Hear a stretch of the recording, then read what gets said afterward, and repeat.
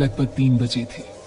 एक बेहद डरावनी दिखने वाली लड़की अमन के कमरे में जोर जोर से चीख रही थी। वो अपने लंबे नुकीले नाखूनों को अमन के शरीर में चुभाकर उसका खून पी रही थी। अमन बुरी तरह से दर्द से तड़प रहा था। उस लड़की का चेहरा इतना खौफनाक था कि कुछ ही देर में दर्द और डर की वजह से अमन बेहोश हो गया। तभी अचानक अमन की आंख खुली और अमन चिल्ला पड़ा, बचाओ बचाओ, वो लड़की मुझे मार देगी, वो मेरा सारा खून पी जाएगी, बचाओ। ये सुनते ही अमन की मां सुशीला जी दौड़ कर आती है। अमन, क्या हुआ बेटा? तुमने वो बुरा सपना फिर से देखा क्या? ठीक हो ना तुम? माँ वो लड़की अभी भी यहीं पर थी, ठीक मेरे पास, और उसने मेरे शरीर में, देखिए ना, मेरा सारा खून। बेटा तुम बिल्कुल ठीक हो। पता नहीं तुम्हें सपने ऐसे क्यों बार बार आते हैं। मैं पंडित जी से बात करती हूँ। मम्मी देखो, बाहर की एक यूनिवर्सिटी में मेरा एडमिशन हो गया है। उन्होंने मेरी एप्लीकेशन एक्सेप्ट कर ली है। लेकिन बेटा अचानक इस तरह, तुम तो कह रहे थे कि इस वक्त वहाँ पर सारे एडमिशन क्लोज हो चुके हैं। हाँ माँ, सरप्राइज तो मैं भी हूँ, लेकिन देखिए ना, हो सकता है कि कोई सीट खाली रह गई हो और शायद इसीलिए उन लोगों ने मुझे बुला लिया हो। देखो बेटा, सारी चीजें अच्छे से जांच पड़ताल कर लेना। आजकल ना बहुत फ्रॉड होता है, किसी चीज का पता ही नहीं चलता। और मम्मी, कमाल की बात तो ये है कि मुझे ये कॉल सीधा लंदन की एक बहुत बड़ी यूनिवर्सिटी से आया है। यहाँ तो शायद मैंने अप्लाई भी नहीं किया था। बेटा मुझे तो बहुत बड़ी गड़बड़ लग रही है। अभी ये भी तो पता नहीं चला कि वो सपना तुझे बार बार क्यों आता है। तुम अच्छा ना बेटा।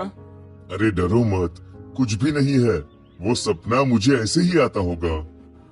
कुछ ही दिनों के बाद अमन सारी तैयारी के साथ लंदन के लिए निकल जाता है।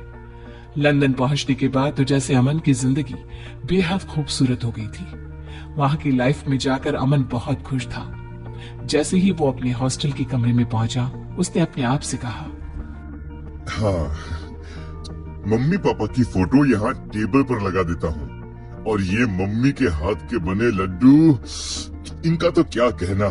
यहाँ विदेश में सब कुछ है, बस मम्मी के हाथ के खाने की बहुत याद आएगी।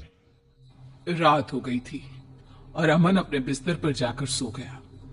आधी रात के बाद अमन को किसी के गाना गाने की आवाज सुनाई दी। अमन नींद से जाग गया। अमन ने अपने बिस्तर पर वापस जाकर सोने की बहुत कोशिश की, लेकिन उसे नींद नहीं आई। अरे, इतनी रात को ये गाना कौन गा रहा है? यार, कितनी प्यारी आवाज है। लगता है कोई लड़की गाने की प्रैक्टिस कर रही है। लेकिन इतनी रात में कौन गाना गाता है? हो सकता है पास वाली गर्ल्स हॉस्टल की कोई लड़की होगी। एक बार जाकर देखता हूँ, आखिर ये लड़की है कौन? अमन अपने हॉस्टल के रूम से बाहर निकलकर दूर दूर तक ढूंढने की कोशिश करता है, लेकिन रात के अंधेरे में उसे वहां कोई नहीं मिलता और गाना गाने की आवाज भी अचानक से चली जाती है। अगली सुबह अमन जैसे ही कॉलेज जाने के लिए तैयार होता है, वो वॉश बेसिन में अपना मुंह धोने के लिए झुकता है और जैसे ही सर ऊपर उठाता है, अचानक से उसे आईने में एक लड़की का चेहरा दिखाई देता है। ओह माय गॉड, ये क्या है? लगता है रात को मेरी नींद अच्छे से पूरी नहीं हुई है, इसीलिए मुझे कुछ अजीब अजीब सा लग रहा है। मैं तो डर ही गया था। ऐसा लग रहा था जैसे वहां पर कोई है, लेकिन यहाँ तो कोई भी नहीं है। अगली सुबह अमन अपने दोस्त से कहता है, अरे यार, एक बात बता, रात को हमारे हॉस्टल के पीछे कोई लड़की गाना गाती है क्या? बहुत प्यारी आवाज है। अरे नहीं यार, मैंने तो किसी की आवाज नहीं सुनी। मेरा रूम भी तो तुम्हारे रूम के ठीक बाजू में ही है। अरे यार, रात को लगभग 12 बजे के बाद तू जल्दी सो गया होगा शायद। अरे कम ऑन ब्रो, ये लंदन है, लंदन। यहाँ पर कौन जल्दी सोता है? और मैं तो वैसे भी रात को 2 बजे सोने वाले लोगों में से हूँ, पर मुझे तो किसी की आवाज सुनाई नहीं दी। जरूर तूने अपने कानों में ईयरफोन लगा के रखे होंगे। म्यूजिक सुनने का बहुत शौक है ना तुझे, इसलिए बाहर की आवाज कैसे सुनाई देगी? हाँ यार, वो बात तो है। एक्चुअली म्यूजिक तो सुन रहा था मैं। ए अमन, क्या बात है यार, किसी से प्यार व्यार हो गया है क्या तुझे? हाँ? अरे नहीं नहीं, बस एक लड़की की आवाज रोज रात को सुनाई देती है। भाई बच के रहना, मैंने सुना है यहाँ कैंपस में ना चुड़ैल घूमती है। अरे कोई बात नहीं यार, अगर चुड़ैल है तो चुड़ैल सही, उससे मिलूंगा मैं, और वो भी रात को। अमन जैसे ही अपने कमरे में जाकर सोता है, एक लड़की उसके सिर के पास आकर बैठ जाती है और धीरे धीरे उसके बालों को सहलाती है। अमन घबराकर जाग जाता है। कौन है? कौन है यहाँ पर? अबे यहाँ पर कोई था, कोई लड़की, लेकिन अभी तो कोई नहीं है। ये मुझे क्या हो गया है? लगता है कुछ दिनों से मैं अपनी फैमिली को ज्यादा ही मिस कर रहा हूँ, या फिर उस लड़की के बारे में ज्यादा सोच रहा हूँ।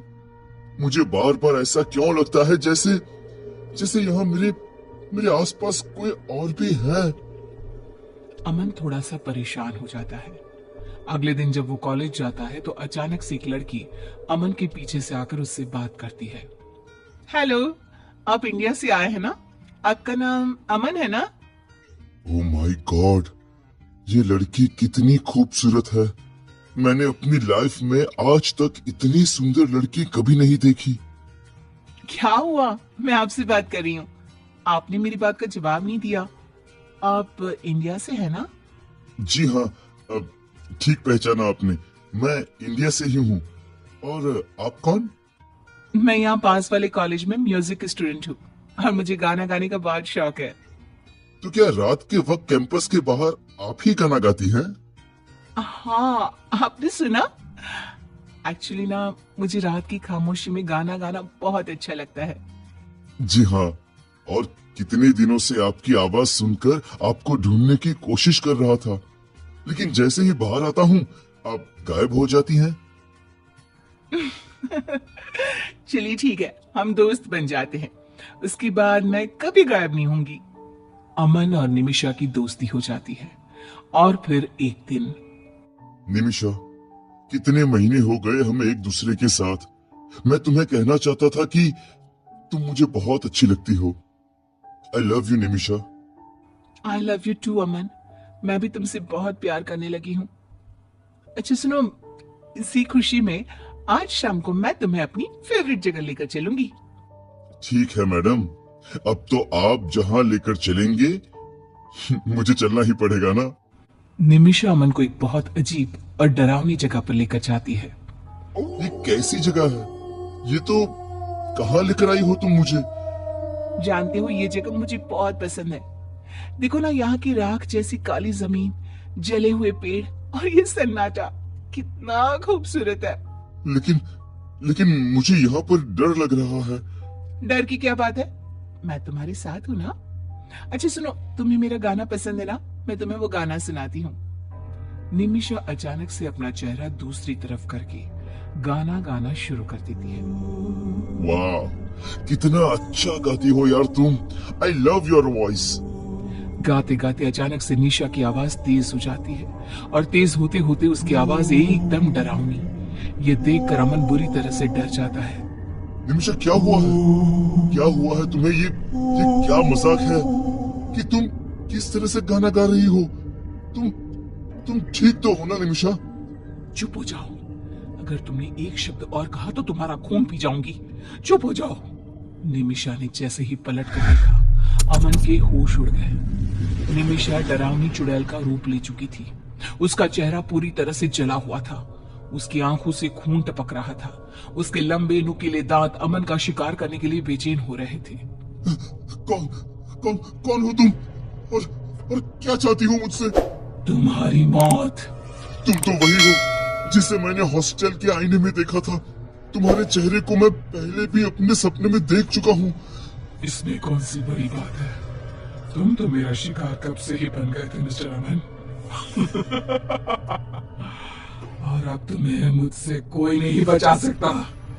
छोड़ दो मुझे। क्यों मारना चाहती हो तुम मुझे? मैंने तुम्हारा क्या बिगाड़ा है?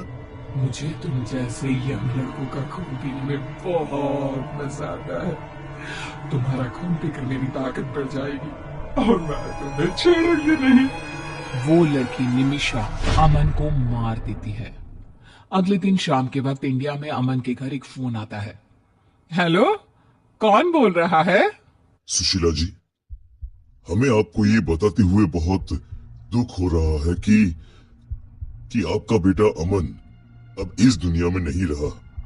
कल रात को उसने हॉस्टल में सुसाइड कर लिया। आप क्या कह रहे हैं? मेरा बेटा तो मेरे घर पर है, कल ही तो लंदन से लौट कर आया है। ऐसे उल्टी सीधी बातें क्यों कर रहे हैं आप पागल लोग? इतना कहकर सुशीला जी फोन डिस्कनेक्ट कर देती है। सच क्या था? क्या जो घर पर था वो सच में अमन था या कोई और? क्या अमन मर चुका था? जानने के लिए देखिए इस कहानी का अगला भाग।